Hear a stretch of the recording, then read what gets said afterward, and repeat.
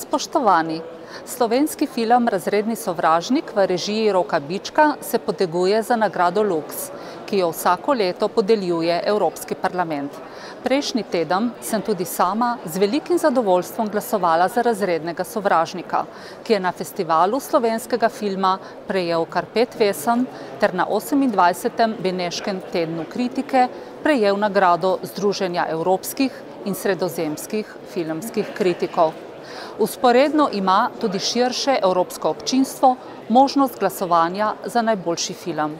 Tako vas vabim, da na spletni strani luxprize.eu ali na Facebook strani Lux Film Prize glasujete za film Razredni sovražnik, ki je prvi slovenski film, ki se je uvrstil v najožji izbor za Evropsko filmsko nagrado Lux.